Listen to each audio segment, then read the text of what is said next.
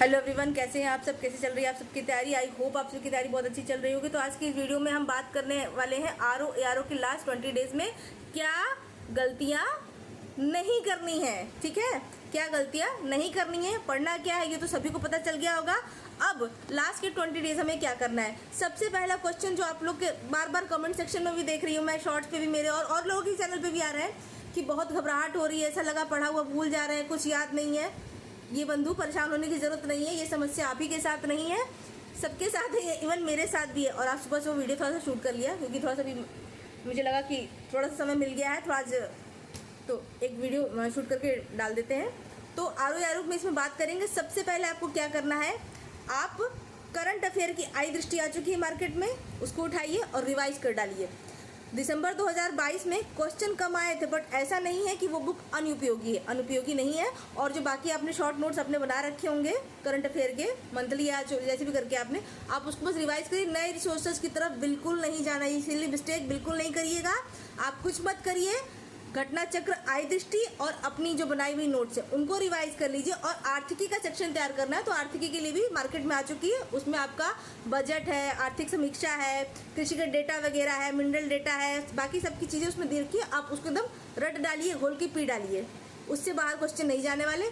दूसरी चीज़ आपको क्या करनी है, आपको पहले ये ध्यान रखना है कि आपको कट ऑफ क्लियर करने के लिए आपको कितना सेफ स्कोर रहेगा। तो सेफ स्कोर आपका रहने वाला है 130 से 140 के बीच में, ये मैं बता रही हूँ जनरल कट ऑफ के अनुसार। ठीक है, जनरल कट ऑफ के अनुसार, तो उसी को प्रेडिक्ट करके मैं बता रही हूँ। 130 से 40 के बीच का आपको टारगेट रखना है। ध्यान रखिए माइनस मार्किंग भी है, तो उसी हिसाब से आपको तैयारी करनी है। और आपको लास्ट टाइम में बहुत रिसर्च करने की जरूरत नहीं। सबसे पहले आप क्या करिए, आप हिंदी को इग्नोर बिल्कुल मत करिए। हिंदी ब्रह्मास्त्र साबित हो सकती है इसमें आपके लिए, क्योंकि 60 नंबर थोड़ी सी मेहनत, थोड़ा सा दिमाग लगा दो और थोड़ी सही टेक्निक अपना लो, तो 55 से 56 नंबर आपके कहीं नहीं जाने हैं।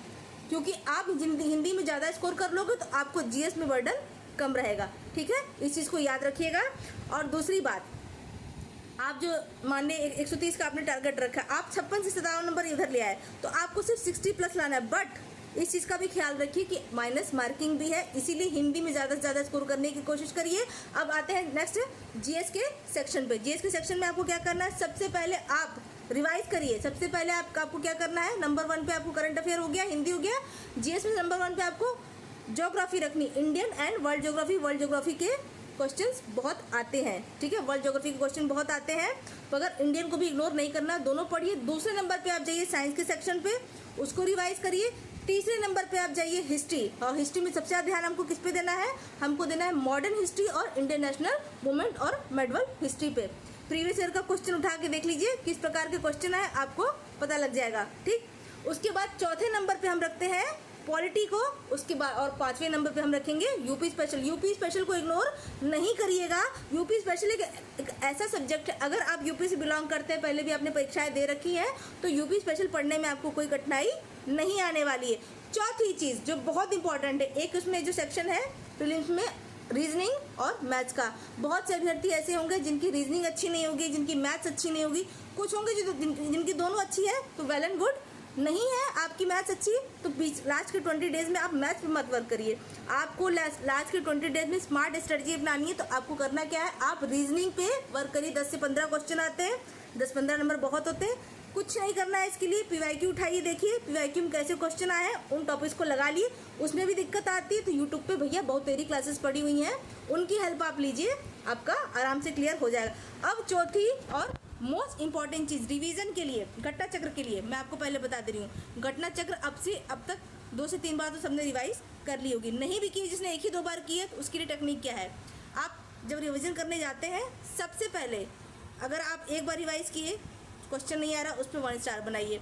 उसके बाद नहीं आता है, फिर उसका तीसरी बार भी करने पर अगर क्वेश्चन को आप बोलते हैं, उसको जो 3 स्टार वाले क्वेश्चन है वो आप अपने कॉपी में नोट डाउन कर लीजिए। और 5वां और आखिरी स्तंभ, टेस्ट सीरीज सभी दे रहे होंगे, ठीक है, लेकिन टेस्ट सीरीज का भी अपना एक तरीका होता है। टेस्ट सीरीज का देने का मतलब ये नहीं होता है कि आपने टेस्ट सीरीज दी और उसको किनारे कर दिया, उसका कोई मतलब नहीं है। जो क्वेश्चन आपके सही हो रहे हैं किनारे करिए, क्वेश्चन सही है कोई बात नहीं, जो गलत हो रहे हैं उन पे ध्यान देना है। आप एक कॉपी अलग से टेस्ट सीरीज की बना लीजिए, नोट डाउन करिए मेरे कौन से क्वेश्चन गलत हो रहे हैं, वो टॉपिक क्या है, उसको आप रिवाइज कर लीजिए, अपनी शॉर्ट नोट में ऐड कर लीजिए। इस तरह करते करते आपकी टेस्ट सीरीज की एक अलग सी कॉपी बन जाएगी। ये स्मार्ट स्ट्रेटजी के द्वारा आप कट ऑफ क्लियर करने में आपको मदद मिल सकती है। एक चीज़ याद रखिएगा, प्रयास कभी व्यर्थ नहीं जाता है। अपने आप पे भरोसा रखिए, थिंक पॉजिटिव, बी पॉजिटिव, प्रयास करते रहिए, ठीक है। परिणाम की चिंता मत करिए, प्रयास करते रहिए, सफलता आपको आज नहीं तो कल ज़रूर मिलेगी। और दूसरी बात है, मोटिवेशन के लिए किसी से मोटिवेशन नहीं मिलता है, खुद को खुद से मोटिवेट करिए। तो पढ़ते रहिए, स्वस्थ रहिए, मस्त रहिए, खुशहाल रहिए। ये आपके कुछ छोटे से टिप थे एग्जाम के लास्ट टाइम में, तो इसको फॉलो करिए। और जो लोग पहली बार चैनल पर विजिट आ रहे हैं, do like, share, comment, subscribe. I hope आपको इस वीडियो से हेल्प मिली होगी। और आपका कोई भी क्वेश्चन, लेकिन सिर्फ एग्जाम रिगार्डिंग कोई भी क्वेश्चन होगा तो आप कमेंट सेक्शन में कमेंट करके पूछ सकते हैं। तो आज के लिए इतना ही, धन्यवाद। अब मिलते हैं आप सभी से एग्जाम बाद। Okay, bye bye.